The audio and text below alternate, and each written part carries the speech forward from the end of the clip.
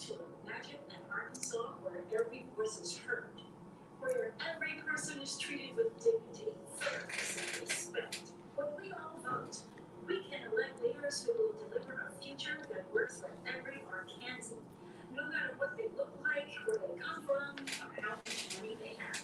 A better future is possible, but it will take every single one of us making our voice heard. Visit GetLoudArkansas.org to get registered, get informed, and start getting loud today. Bring your family to the Rock Paper Run 5K Cool Down Party, September 9th, presented by the Central Arkansas Library System and local Rock Public Library. The race start at 9:15 a.m., 8:30 lineup at the Lane Library, 2801 South Orange Street. Oh, sorry. This family fun run 5K will lift the 2 library systems starting in Little Rock at the William Lane Public Library and ending at the Main Library in downtown Little Rock. Runners and spectators are encouraged to dress up as their favorite book characters. Registration is $25 for adults. What's your favorite book character? For children ages 4 through 12 and free for children ages 3 and under. The party will begin at 10 a.m. to 2 p.m. at the Main Library at 100 Rock Street and downtown Little Rock. The event is free and open to the public and will feature assorted kid and family-friendly activities, including a bounce house, craft areas, food trucks, a kids area in the Main Library garden, and booths where individuals can sign up for a library card from either library. Right now, I would have to say Visitors are Jason. encouraged to dress up as their favorite book characters. That's the Rock Paper Run. I love that series of books by Robert and Lovell. Little Rock Public Libraries. I read all of them. Information, Miss- go to Rock Mission Paper Impossible. Run. No, that's not Jason Bourne.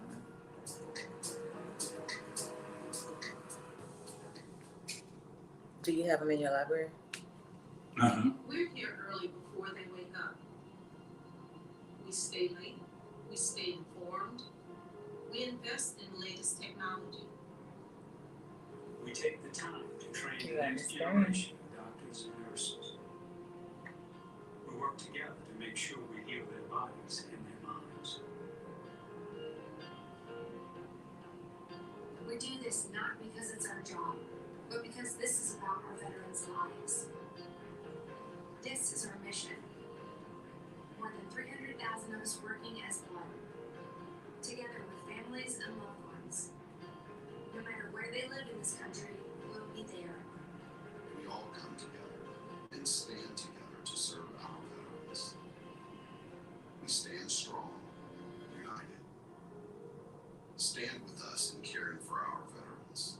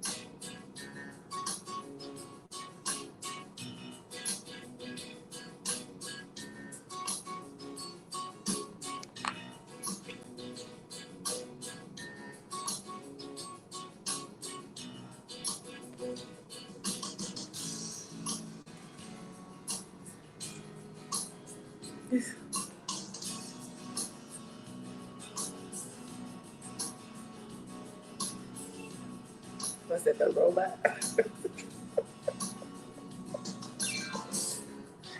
I forgot to put on that necklace.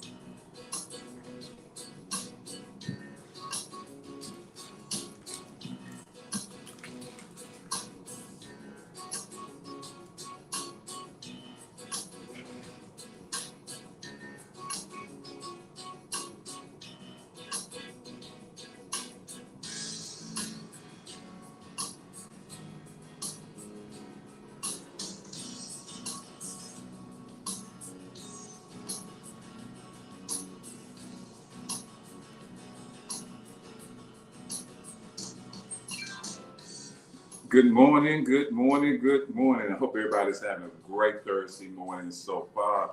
You heard the music Oh, it's a little after 9 o'clock, so you know what time it is. It's time for the workplace here on KABF 88.3 FM, Voice of the People Community Radio. It is something about that song.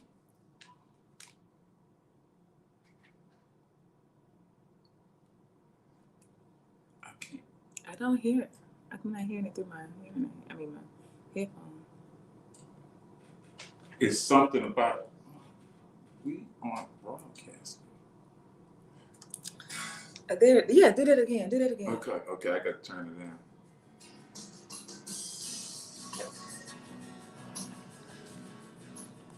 Good morning, good morning, good morning, good morning once again. I'm like, what? This ain't right. I'm not, I'm not gonna say anything. Yeah, I'm just gonna just let it go. Oh my God. I actually turned down one slider and I should have been turning down the other one. That's why couldn't nobody hear me. So, but welcome. It's Thursday morning, it's after 9 o'clock. You heard the music, so it's time for the workplace here exclusively on KABF 88.3 FM Community Radio, Voice of the People. I'm your host for the workplace, Toney Orr, and as always in the house, the vivacious, fierce, Reverend Dr. Denise Donnell. Grand Rising humans, it's good to be with you today. And always, the workplace is sponsored and underwritten by United Labor Local 100 for the people, by the people. Got a great show for you today. A lot of things to discuss about what's going on here in the state of Arkansas, especially with our public education.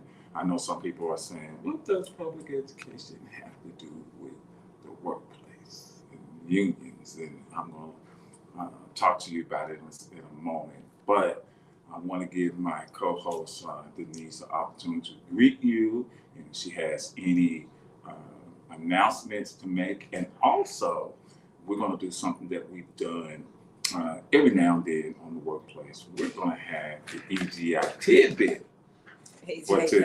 EJI tidbit here on the workplace this morning. I think that we have, I thought that was what you have over there, the announcement about the dental that you did on Tuesday. You don't have, I'll pull it up because I do think that it is important that we keep this in front of the people so that you will know. So yes, let me give you this announcement and then I will read the EJI tidbit. But there is a day of free dental services coming your way. We want you to mark your calendar now for September 8th. So that's 3 Fridays from now. Count this Friday, the next Friday, and then the third Friday from now, from today. From this week will be September 8th. And they're our annual one-day event giving free dental services to the community we love. Join us on September 8th, starting at 7 a.m., continuing all day long.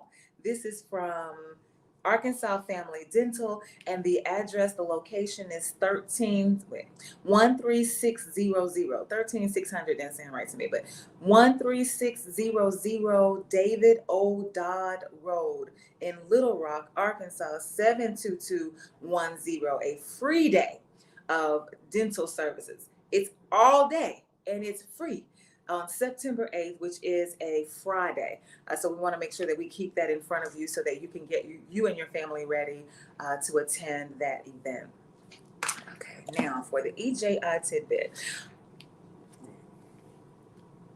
On August 24th in 1956, Virginia Governor Thomas Stanley pledged to close Virginia's public schools rather than permit any racial integration. Quote, this is what Stanley says, and I quote, "If we accept admission of one Negro child into a white school, it's all over. We have given up." End quote from Governor Thomas Stanley on August 24th, 1956, pledging to close all of Virginia's public schools rather than permit any racial integration. Say that quote again.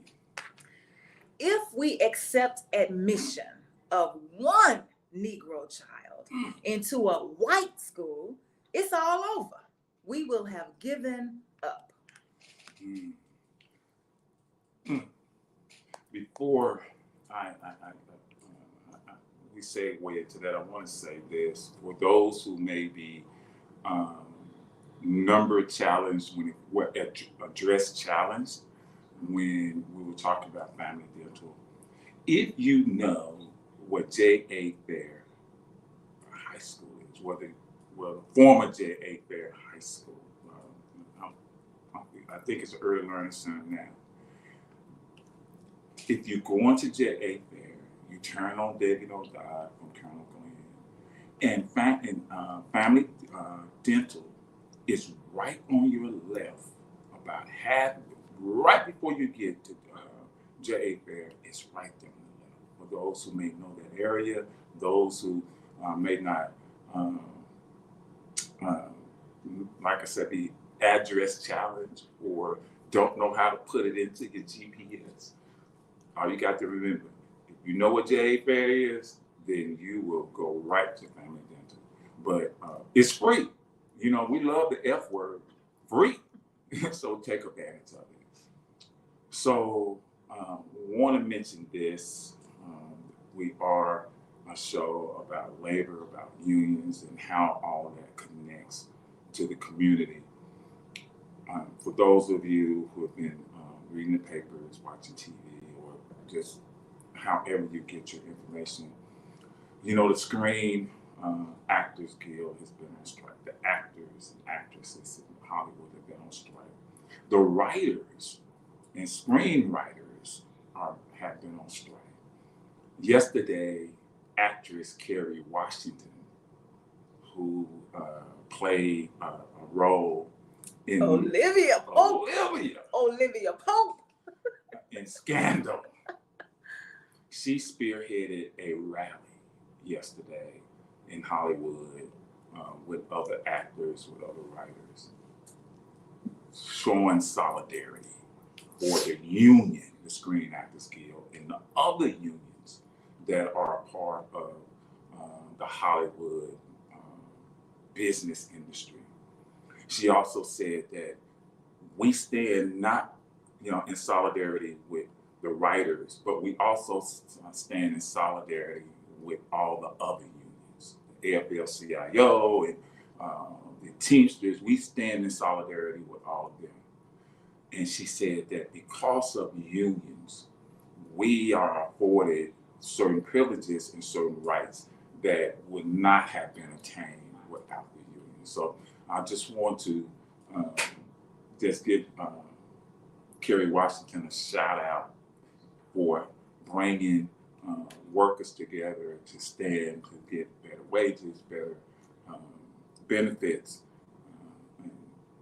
and better respect from this multi-billion-dollar industry that, just like any other business,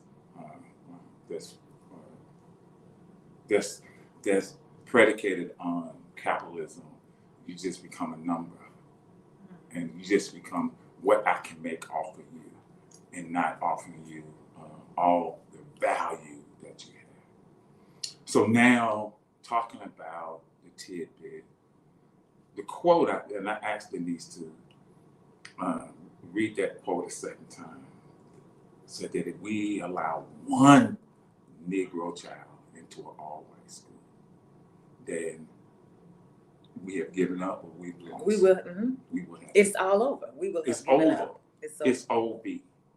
So those of you who may have been, who are watching on Facebook or whatever your streaming platform, you saw me doing the robot. and I know some people say, what is he doing? Why is he doing the robot? That's ancient history. That is so far. I can't believe he's doing the robot. Well, you know what? When you start talking about public education, some of us are like, I can't believe that we're going back to ancient history. But past history is our present history now.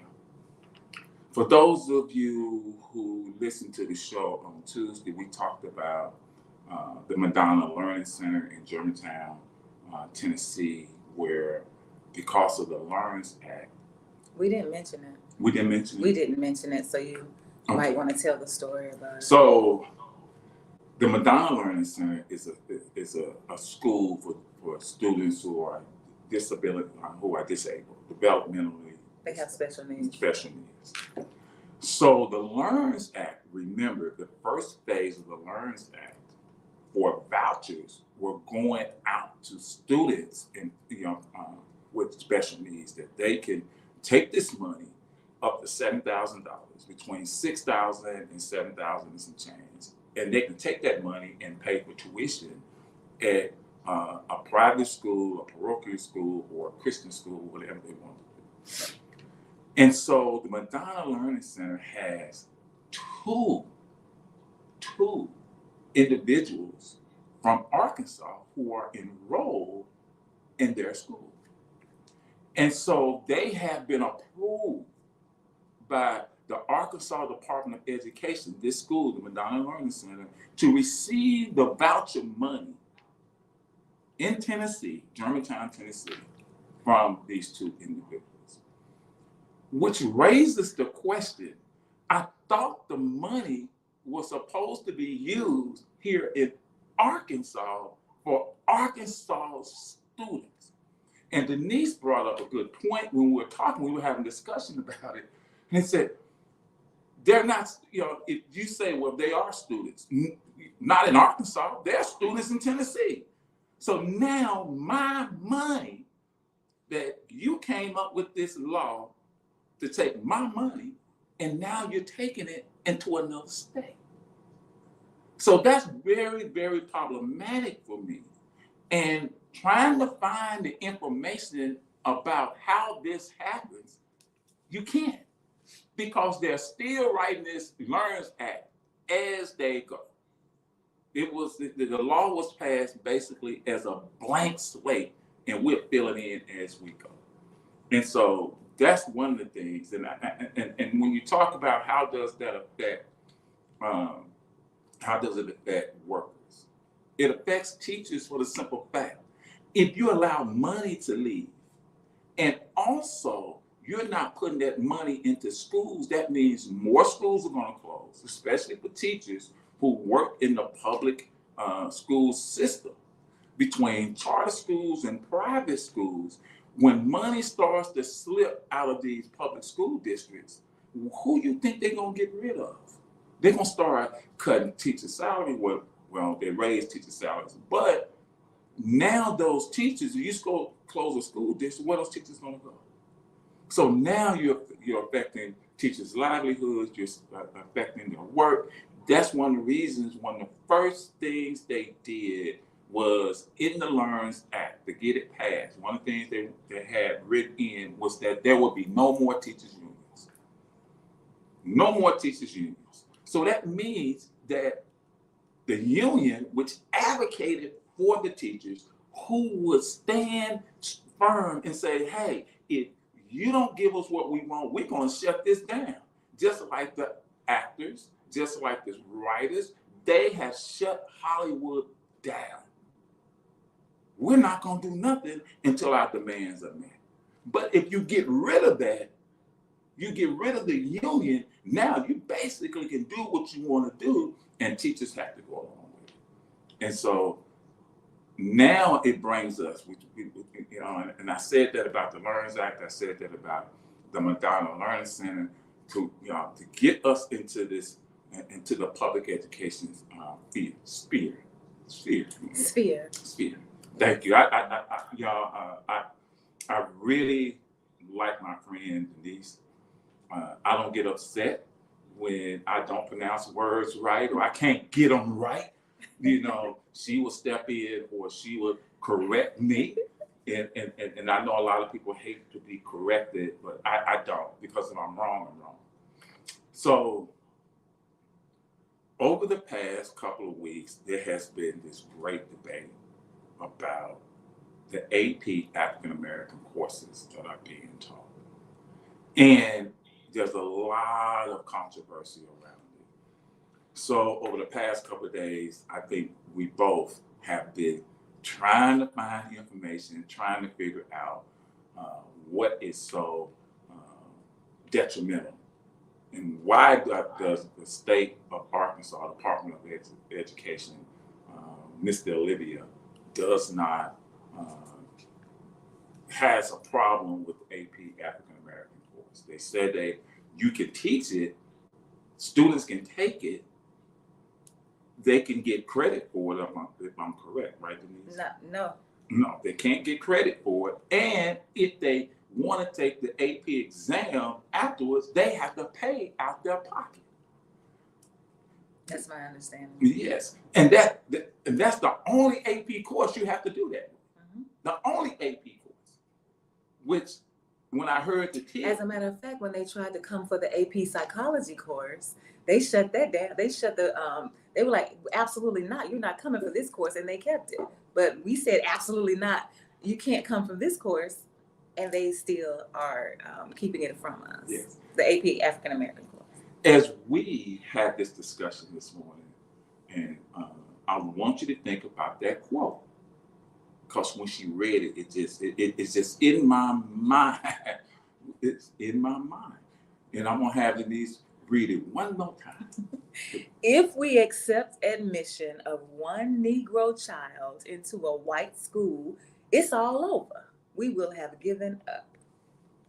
It's some more in the quote, but that's what they put on the EJ. Yeah, and so it makes me think, if we accept this African American AP course into, you're talking about some of these schools, and Central High School, which is synonymous with integration, which is synonymous with this racial, this segregation, this fight.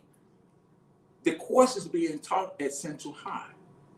So it makes me feel like if we allow this to be taught in our state and give them credit for it, then we've lost. So how do we keep winning?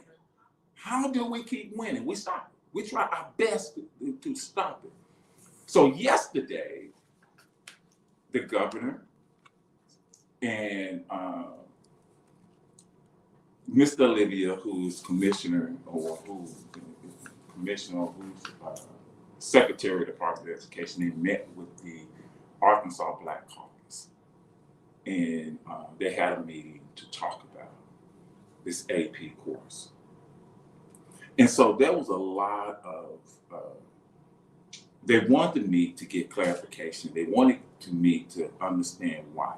Number one, why did you wait till the Friday before school starts to send out this call and letter asking for information, asking for how you're going to teach this, how you're going to, and we have to approve it, which was problematic to a lot of schools because you're only giving us a weekend to get this information to you. Yeah, but I feel like we sometimes ask ridiculous questions. Like, I wouldn't even spend time with that question because we already know why, don't we? Yeah, but just for, I think, background for some people. Mm. Yeah. So Nicole Clowney, who is state representative Northwest Arkansas. From Northwest Arkansas, from Fayetteville. One of the things that she wanted to know was the word indoctrination. That's what's written into this Learns Act, this executive order of the CRT. She wanted to know what is the real definition of indoctrination. What is your definition of indoctrination? Yeah, what is your definition? Yeah. And she said, we need to have a real definition of indoctrination. Clowney said, African American history is American history. African American studies is American studies. What is it about this area that's raising concern about indoctrination? She asked what standards those materials would be held to, and what might happen if they aren't found to meet these standards. A list of examples of indoctrination provided by the state education department includes reference to gender or gender identity in a school cultural climate, a presentation to teachers that initiate participants to acknowledge that they harbor unconscious biases. So that was part of the definition that the Department of Education gave for indoctrination, and there were some other things they talked about.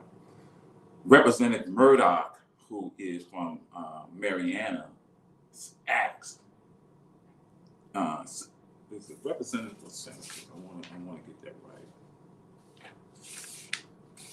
I think it's representative.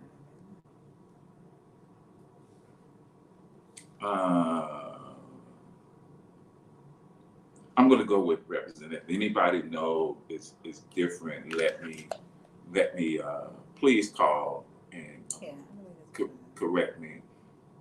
But he said that most teachers are not indoctrinating their students, according to Senator. Senator. According to Murdoch. We don't feel like this is an academic conversation. He stated that he didn't feel like this was the academic conversation, but it's more of what politics want to define, or what they don't want, or what they don't want to be taught. But I thought it was interesting, and Denise, I heard you say this before, when it comes to African American studies, he said African American studies is American history. It is the history of this country, and why should it not be taught? But it goes back to that quote: we've lost. If we allow not only Black, but also white and other students to truly delve into and have the conversation about the Black experience in this country, it will allow people to look at it differently, to look at themselves differently, to look at this country differently. And to them, you're going to indoctrinate people into hate or indoctrinate people into this false idea of America. And for those of you who, like me, who know and understand the truth of this country, you don't have to indoctrinate me. I know the truth. And that's something that no matter what, the history of America should be taught truthfully and honestly.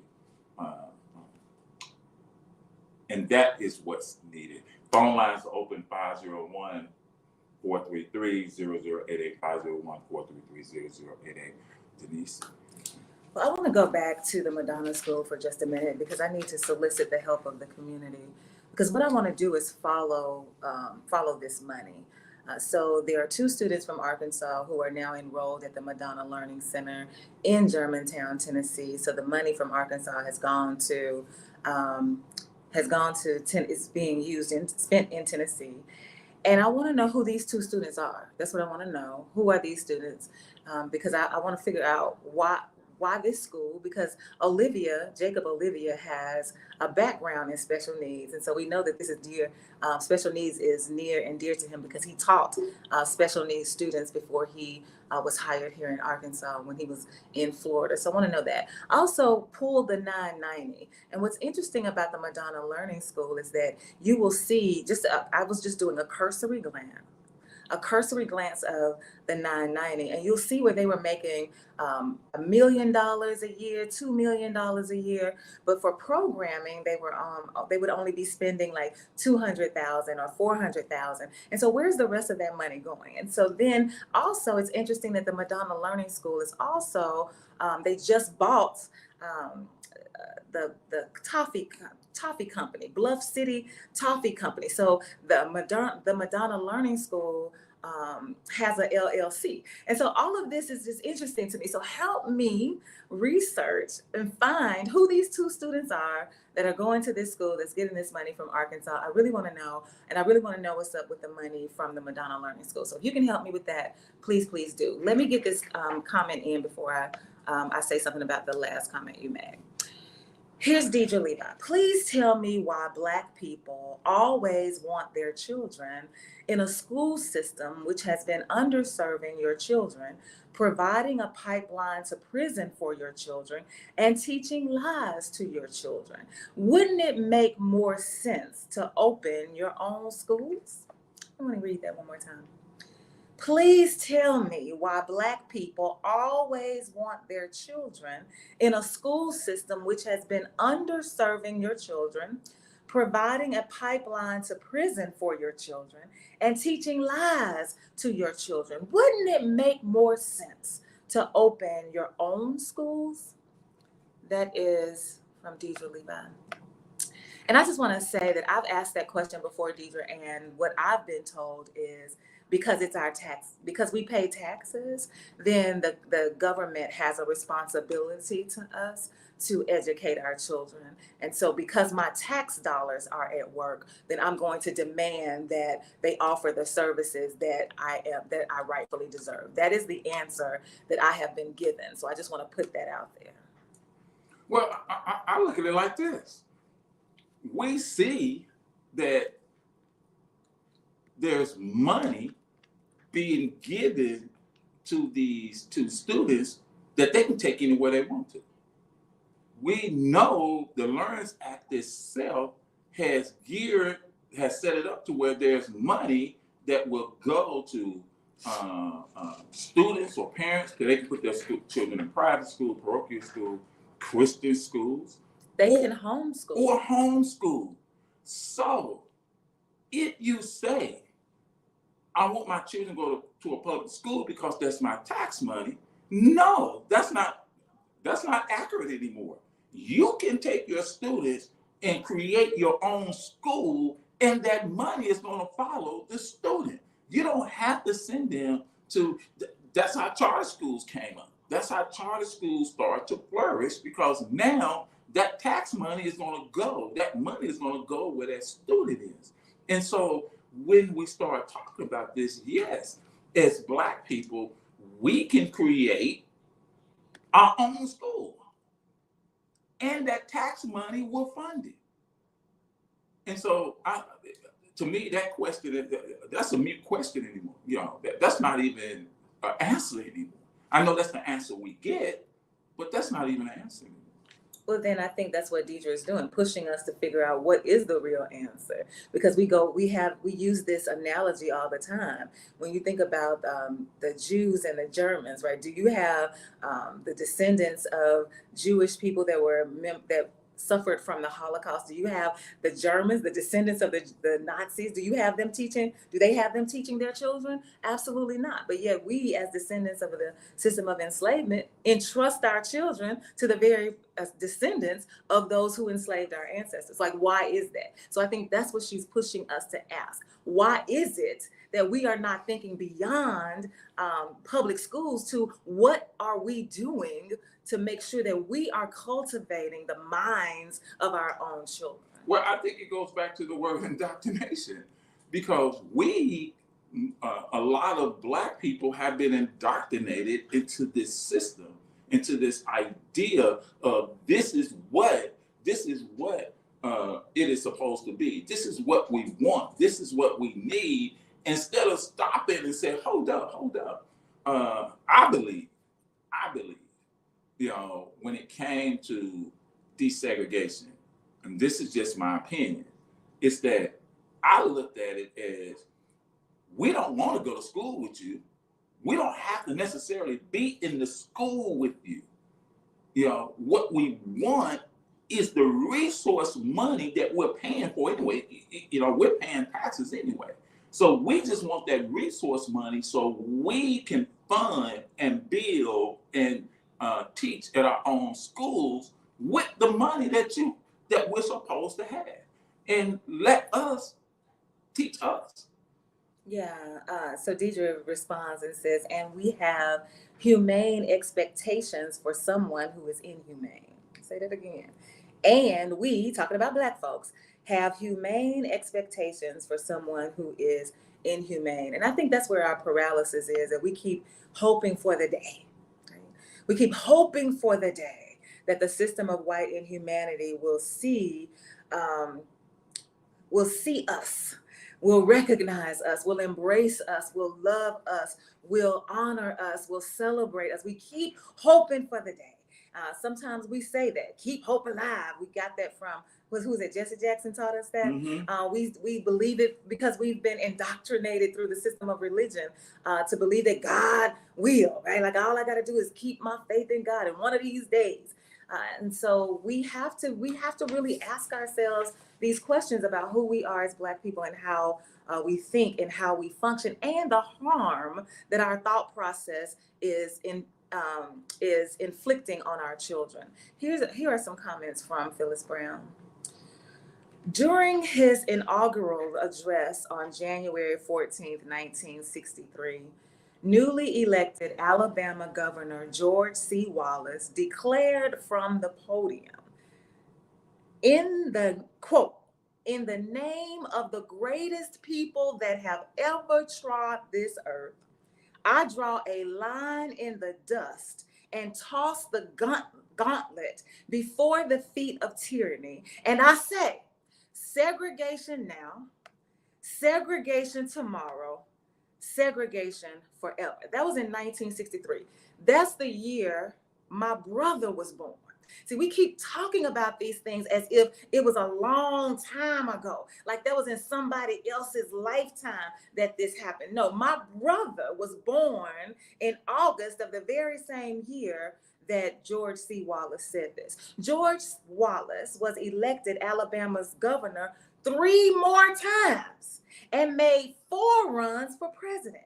On May 15th, 1972, which is 13 days after I was born, 13 days after I was born, Denise Donnell, while campaigning for president in Maryland, he was shot 5 times. One of the bullets badly damaged his spinal cord, and that left him paralyzed. In his later years, Wallace reached out to civil rights activists and appeared in Black churches to ask forgiveness. In his last election as governor of Alabama in 1982, he won with more than 90% of the Black vote. I want to know, how does paying out-of-state tuition appear on my personal tax bill? That's a good question. I want to know, how does paying out-of-state tuition appear on my personal tax bill? Another comment from Phyllis. We entrust our children to mandatory indoctrination when they go to school as well as when they go to church. So the call to action that I'm hearing this morning is for us, Black people. What are we doing? Are we stopping to analyze and examine and interrogate our own behavior? Are we even thinking about it? Or are we too busy trying to get the house, trying to get the car, trying to get the degree, trying to get the position? And so I want to go back to this statement from when you were reading about Nicole Clowney, and the Department of Education was responding to the question about indoctrination. And they said that Deidre said it's complicity. Yeah, we are absolutely complicit. So he's talking about indoctrination, and he says that he doesn't want how he defines indoctrination is anything that would make us have to confess or own or accept or embrace unconscious bias. And here's what I said on Tuesday, and I will say it again. When there is a verse in this book that some of us revere, that's called the Bible, where it talks about, I'm gonna just sum it up. It's summing it up. It says, people will not know that you are a fool if you keep your mouth closed. Mm-hmm. But as soon as you open your mouth, you leave no doubt. Right? So when you say things like, I don't want anything that's going to make me accept the fact that I have unconscious bias, what that says to me is you don't know how the brain works. We have bias. It's built into the system of the way our brain works, because we are filtering through more than 1 million bits of information every second. We got information overload happening in our brains. Our brain is designed to take shortcuts to help us make decisions faster, because that's the only way we'll be able to function. We do not have time nor the capacity to think about every single thing. I cannot walk in a room and say, is that a chair? What am I supposed to do with the chair? Am I supposed to sit in the chair? Am I supposed to stand in it? Our brain makes shortcuts so that we can make quick decisions that help us protect ourselves and help us protect those around us. So bias is, in fact, filtered in. It's part of how we work.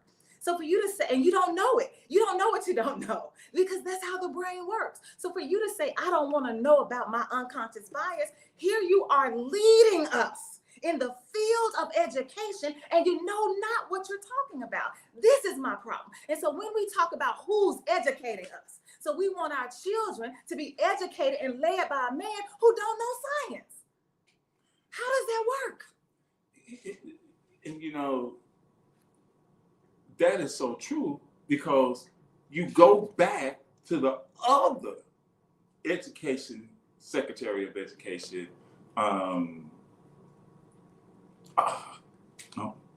Talking about in Arkansas? Yes, before Olivia, it was, I can't think of his name. But he did not even have a background in education. He was not even an educator. He was an engineer. But they had him in charge of education. It was him who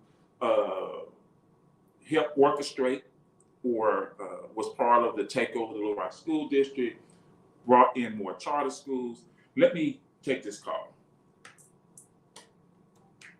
Caller, you're on there. Good morning, Sister Denise. Good morning, Ezekiel. Listening all this, those on the web. I think you're talking about Mr. Johnny Keith. Yeah, Johnny Keith. Yeah. Okay. It goes back a little bit further than just this administration, or it's always been the mission of the educational system to brainwash and to use propaganda to make those who are educated capable of doing the work for those who are in charge, the European world, if you will. And I was just thinking of this. If the American, indigenous, Native American, or Indian, what is a person that was born and raised in India called? So that's what we've had ever since we've been in school here. We call folks here Indian, and just it's not the so-called real Indian.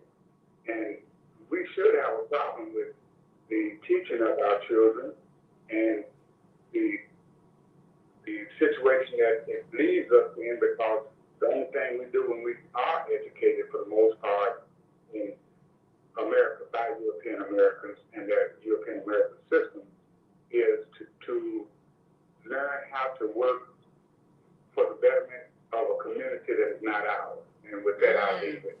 That the purpose of education should not be to enrich those who have oppressed you. It should be to enrich those who you are and are with. It should be for your own community. And I'd like to hear somebody talk about that. But you're absolutely right. They took over the Little Rock School District, but they waited until the courts had said that the schools are unitary, and once the federal courts got out of the way, they took over the school district because they had, quote unquote, black people in the school district as the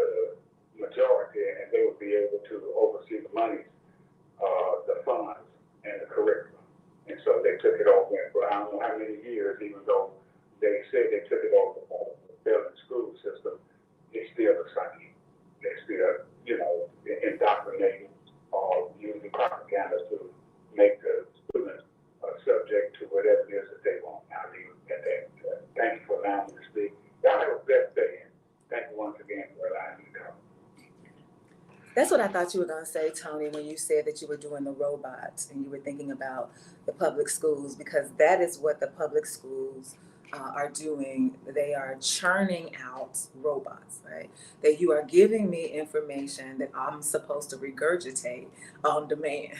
And that's all you do. You're not helping me to apply this information. You're not giving me a breadth of knowledge that I can work with. You're not teaching me logic and reason. And I am not blaming the teachers at all. Because as a former public school teacher, I know that you have to submit your curriculum, and I know that you have to teach to the test. I know, because that's how it's designed. So I'm not faulting the teachers at all. I'm faulting the system that is led by people like Olivia, who does not know science.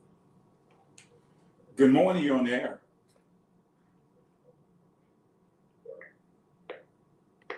Good morning.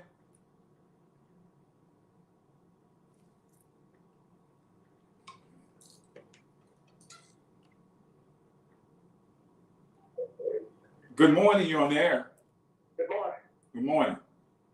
You mentioned someone mentioned India. There are two things: high test score and the fact that India landed a man on the moon this week. Thank you very much. Okay. Yeah, that's right.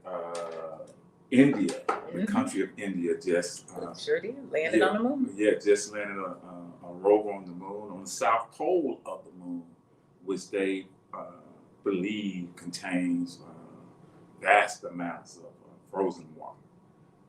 So, going back to Kerry Washington in Nicole Clowney, she said that African American history is American history.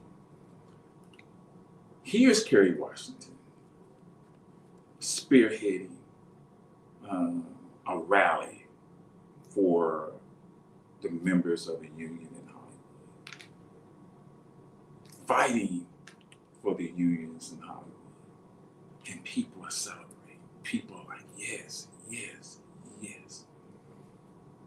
When you go back to the so-called founding fathers of this country, they were up advocating against oppression. They were up fighting against tyranny. They were up fighting against the people, the British, who were in plain terms, had their foot on their neck, and they're celebrating.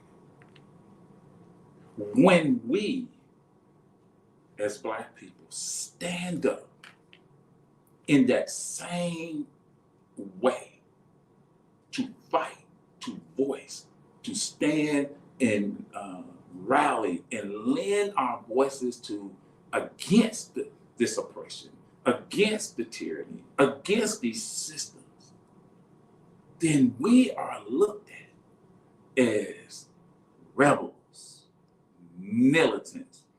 We are looked upon in such a negative way. And then when you talk about American history, and you look at African American studies, what they want to me is that let's celebrate what whiteness did, but we don't want to talk about the significance of Black people in this country, because to some people, there's two different histories. There's two different histories. There's the history of the founding fathers. There's a history of what we, white in humanity, looks at America. And then there's this Black history. And we don't want to talk about the Black history. It does not matter. Only thing that matters is our history. But they are intertwined. You cannot separate one from the other.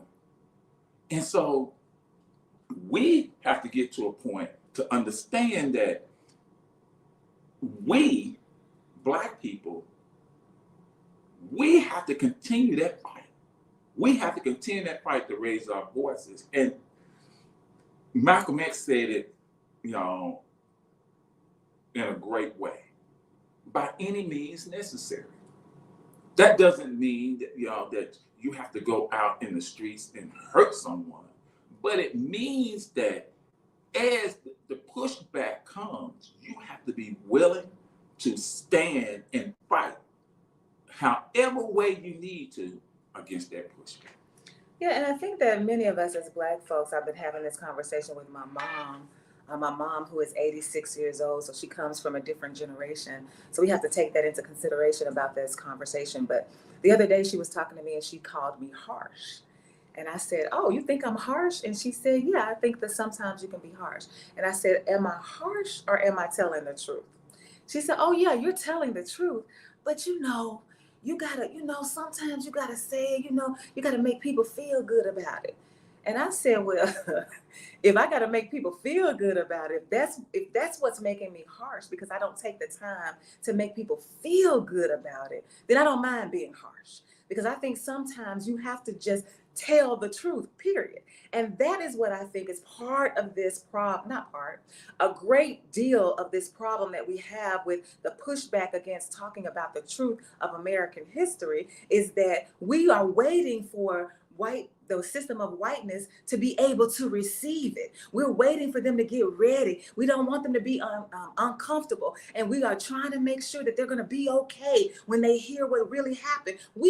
That's not our responsibility to make sure that you're okay with the truth. Our responsibility is to tell the truth. And that is what we're going to do.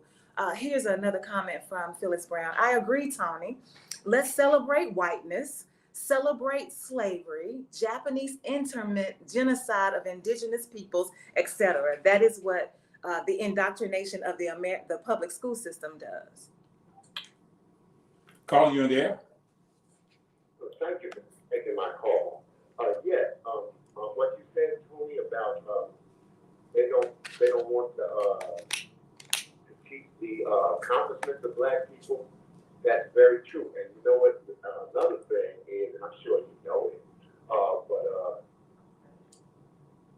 by them not teaching the accomplishments, of course, that would not give us the credit, which a lot of things they stole and we did. But another reason is because they felt if we did teach Black African American studies, we would reveal the evils that they have bestowed on us over 400 years. And that would make their children and everybody feel another way about the way they count the greatness of this country and everything. So I just wanted to say that. And thank you very much for taking my call. Absolutely. They don't want to be exposed. They don't want to feel any feelings of, and they've said this to us. This is another thing I feel about internment. Yeah. This is another thing I feel about us as Black folks. These people tell us, the system of whiteness doesn't try to hide. They have said on the floor in the Arkansas legislature that the reason that we don't want to talk about diversity, equity, and inclusion, the reason we don't want to talk about critical race theory is because we don't want our children to feel uncomfortable. We don't want our children to feel guilty. We don't want our children to feel any kind of way about understanding what it means to be white in America and to carry that privilege. Let me get this comment in from Deidre. "Here lies the cause of why we are having this conversation. Cognitive dissonance is the discomfort a person feels when their behavior does not align with their values or beliefs. Here lies the cause of why we are having this conversation. Cognitive dissonance is the cause. What is cognitive dissonance? It is the discomfort a person feels when their behavior does not align with their values or beliefs." And Phyllis Brown agrees with me, they don't hide. They don't hide. And so it isn't, but see, Deidre, I want to say this. If you go to people like John Olivia, and you ask him to sit down and engage in conversation with you about cognitive dissonance. Let's talk about that. Let's talk about what that looks like. Let's talk about how that manifests itself in the context of education. Let's talk about how it manifests itself in the context of healthcare. I guarantee you would not be able to have a fruitful conversation, because these are the concepts, these are the sciences that we don't want to deal with, because they will force us to take a closer look at ourselves. And they are doing everything they can do to make sure that we don't see them for who they really are, even though we do. I get the Sunday Democrat Gazette, and it takes me pretty much the whole week to read it, to read every part of it, because I get busy, and I can't. Sometimes I just can't sit down and read the whole paper. So last night I read the perspective page, and there is a guest column article written by Wendell Griffin, and it was very, very interesting, and it brought back to me this one thing that happens a lot of time, especially with Black folks. So the new chancellor of the University of Arkansas is, I want to say, Charles Robinson. I know his last name is Robinson. He has been he was intern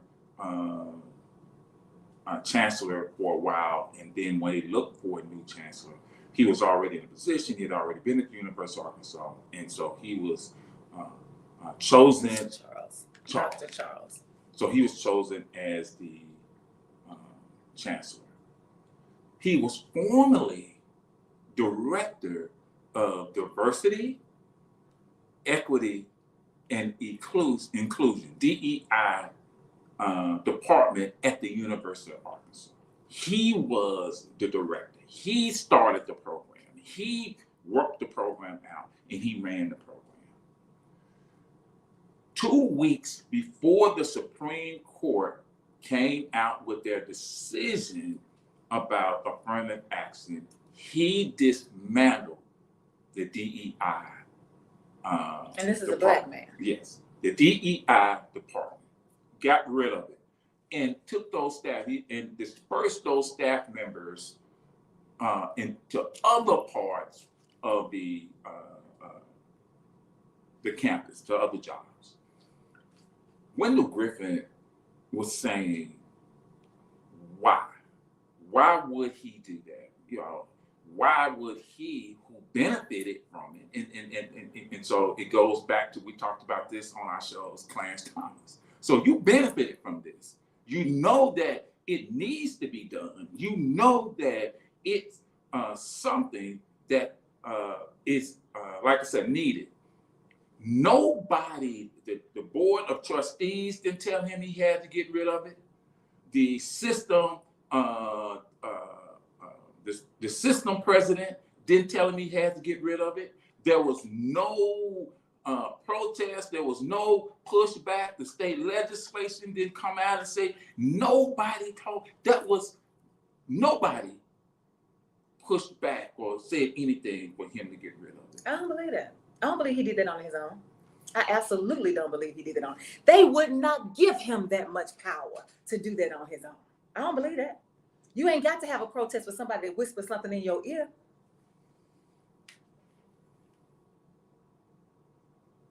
Maybe so. Maybe so. My thing is, so many times we get excited about, it's 10 o'clock. Hey, thank you for tuning in. Thank you for tuning in to the workplace today. Any last words? It's 10 o'clock. It's 10 o'clock. So it's a good conversation. Just, as they said, time flies when you're having fun. Make sure you tune in on Monday for Down with That with me and Neil, next Tuesday for Community Voices with Denise and me. I do have one more thing to say. One more comment came in from Deidre. The success of white inhumanity is dependent on coons. Oh, ooh, ow. And make sure you tune in next Thursday for the workplace. Enjoy the rest of the day. Hey, it's gonna be hot, so make sure you take care of yourself. You watch out. Drink Make sure you plenty of water. Drink water. Yes, and please, please look in on the elderly. Look in on your family members that may not have air conditioning and they just got a fan in the house. Make sure they're okay. All right, talk to you later.